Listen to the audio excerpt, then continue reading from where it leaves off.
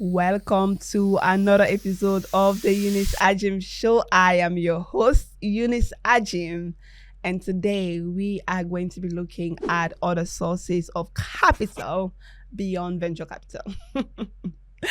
I think a lot of the times founders just think that, when they're getting started, they have to go out there and raise venture capital funding. But let me tell you, there are other ways. First, the easiest way is considering your friends and families as investors. And I know what you're thinking. I don't have a rich dad or uncle or friend that can invest in my company, but you will be surprised how many friends will be willing to write you a very small check, especially if they believe that you can pull off the company.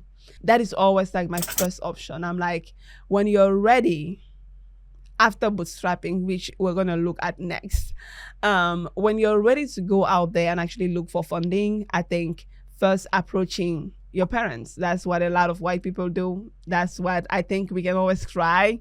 I know a lot of our African parents don't even believe. If you ask my dad, like, what does Eunice do? My dad would be like, I don't even understand how people are giving her money to invest in this company.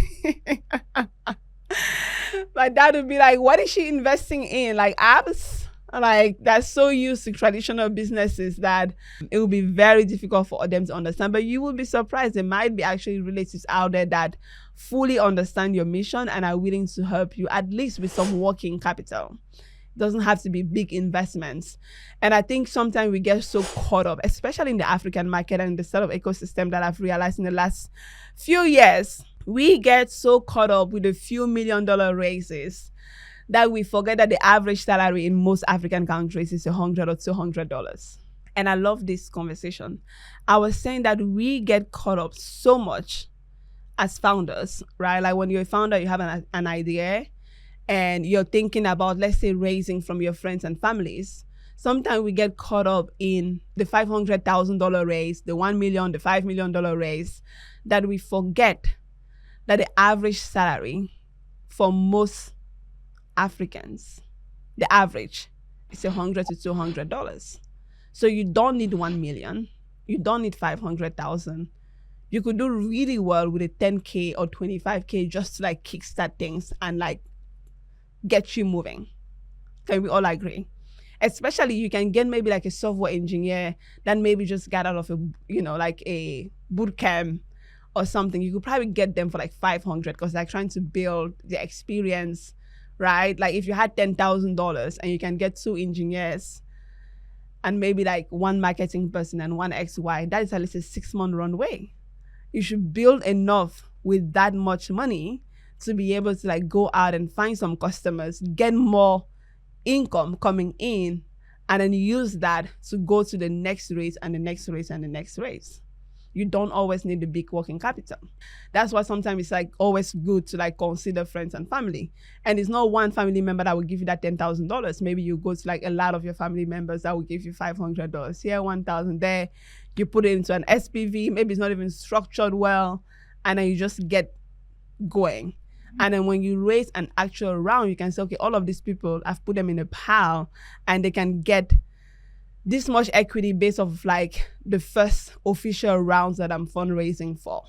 The second source of capital, which I like to put it first, is bootstrapping. Your customers is always your first source of capital. If you can't find customers that will actually pay you for the service that you're building, you might be in trouble, right? Because not everybody has the opportunity to have friends and family that will even like crowdfund that $10,000 to like kick you to get you started.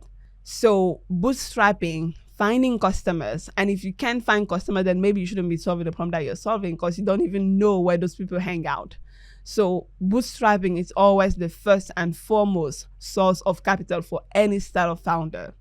When you get past the minimum viable bootstrapping period, you can always target your friends and family. I think those two can be interchangeable depending on your network. I can start a company today and I have customers tomorrow.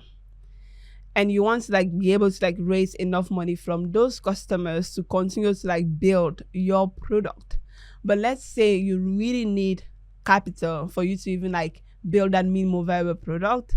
Then you go to your friends and family and see how much you can raise, hire the right technical people to be able to like put those things together. The next stage after friends and family and bootstrapping, I like to think of them as incubators and accelerator programs. Typically, these are people that incubators will not typically give you money, but they will give you the right resources to be able to get your company from point A to B. And that could be AWS credit, that could be access to mentors, that could be the right legal, the way to like, structure your company legally properly. It could be maybe like some resources to product development. There's so many things that like incubators can help to like scale that process as you're speaking with your customers and you're building these minimal viable products. Accelerators on the other end will typically write you between $25,000 to $150,000 check sizes, but they usually want to see some product and some traction.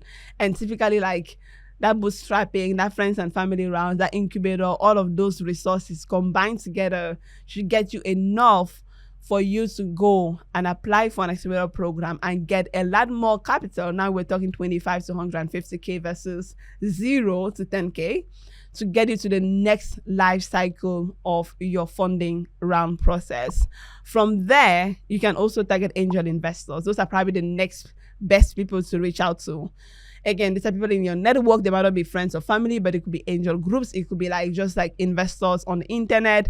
Typically, LinkedIn and Twitter are great places to find angel investors and ask them to invest in your company as you're building momentum.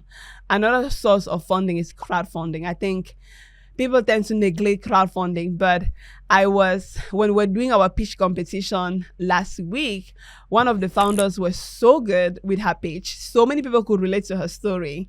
So many people could relate to the product she was building that the crowd was like routing for her. And all of us said maybe she should, because she's just having a hard time fundraising from VCs because VCs don't see the scalability in her product. And we also just said maybe she should do a fundraise where she can just rally enough of the crowd that will probably put $50, $100, $500 to get her to get to the next phase where VCs are actually going to be paying attention. And like I mentioned in my last video, in the US, we typically know Refunder and Republic. In Africa, I know Get Equity, I know Dapper Finance. I know there are a few more out there. You just have to do your research to be able to like find them. The next one is grants. There are just so many grants out there, from foundations, grants from the government. It takes a little bit of like manpower to be able to apply for those grants.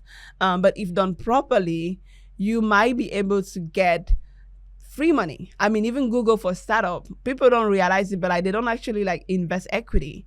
Google for Startup give, I think it's either $100,000 or $150,000 plus all of the other Google resources for free. They're all grants. It's not even equity investment. Yeah.